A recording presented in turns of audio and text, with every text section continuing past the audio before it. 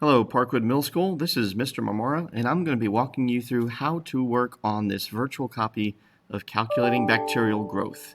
Now, make sure that you've made your copy using Canvas, and I'm going to show you how to utilize this in a second. So I'll give you a second just to make sure you made a copy of it for yourself. And now, once you have done that, feel free to add your name at the top if you like. But what you're really going to be concerned about is the bottom here. So anytime you see an orange box, that means that we need to see something from you. So not only do we need to see your answer, we also need to see your work, how you got it. Now there are two ways of answering these questions. You can do this using the exponent method, or you can do this using the chart method. Both of those methods were shown to you in the previous video. So be sure to check back on that. You should definitely watch those videos first before you attempt this work. I'm going to be walking you through the first question together, and hopefully it helps. Now, if it still isn't, you're still not too sure about it, be sure to use our conference time or shoot us an email, and we can get back to you with hopefully some more assistance. All right, so question number 1. Bacteria A is said to have a replication time of 30 minutes. After 2 hours, how many bacteria should be present? So whenever I see one of these questions, I'm going to start off by looking for keywords. So the first really important piece of information is how quickly this bacteria reproduces. According to this question, this particular bacteria has a replication time, so I'm looking for that, of 30 minutes. So I'm going to go in here and I'm just going to highlight this a really bright color to make it stick out. Another really important piece of information is our terminus, or how long this is going to go before it ends. So we're going to allow bacteria A to replicate for a total of 2 hours. So that is written down right here. So that's an important piece of information as well. I'm going to go ahead and highlight that. Now, unless the question tells you that you're starting with a different number of bacteria, always assume you're starting with 1. So that's very important.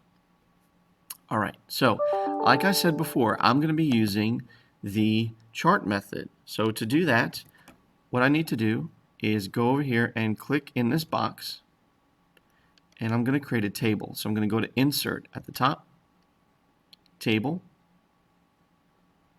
and I'm going to make sure I have 2 columns. So one of those columns is for my X. If I were graphing this, growing across the bottom would be time. So I need a column for time, and another column for my Y on my graph, if I were graphing this, now would be number of bacteria. And I'm just going to start with a 2x2 table, and I can always add more rows later on. So I'm going to start with time on the left, and then number of bacteria on the right. Great. Okay. So when you are looking at this, always assume you're starting at the very beginning. So at the very beginning of an experiment, that would be 0 minutes. And according to this, there's no weird number of bacteria. So at 0 minutes, there was 1 bacteria. Now that I have those units there, I don't need to continue adding them down below. Now I'm going to add a row by hitting the tab button, and it adds a row for me. So now my next step is I'm going to look at my replication time. So I know I need to go in steps of 30 minutes. And I need to keep doing that until I hit 2 hours. Now notice these are in different units. I have 1 in minutes, 1 in hours. So you're absolutely welcome to go in here and convert. Well, what would be the easiest thing to do? The easiest thing to do here would be to take 2 hours and convert that to minutes. So I know that in 1 hour there are 60 minutes. And I'm going to multiply that by 2 hours, which will give me 120 minutes. So I know I need to keep going until I hit 120 minutes. So let's do that. So 0 plus 30 is 30. And I'm going to keep on hitting tab until I get another row. 30 plus another 30 is 60. So that's 1 hour. I'm going to hit tab again. 60 plus 30. We're always adding 30 here. That's an hour and a half, or 90 minutes. Another tab, another row. 90 plus 30 is 120 minutes. So now I see here that I have 120, and that matches what I put up here. That is 2 hours. Now, you don't need to add that. I'm just pointing that out for you so it makes sense to you down the road. All right, so now the next step is pretty straightforward. As you saw in the video, bacteria double every time they reproduce. Basically what that means is anytime you have one cell, it's going to split into 2 cells. So you're going to be doubling at every step on the right-hand side.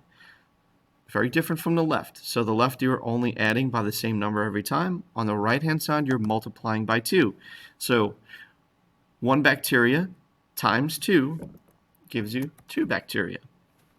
Those 2 cells will multiply. Each of those cells will split into 2 new cells. So 2 times 2 is 4. 4 times 2 is 8. 8 times 2, 16. And 16 is your answer to this question. So I'm going to type 16 in this box. And now you are done with question number 1. If you still have questions about this, please make sure to check back on the video that was provided to you earlier, or email your teacher. Good luck.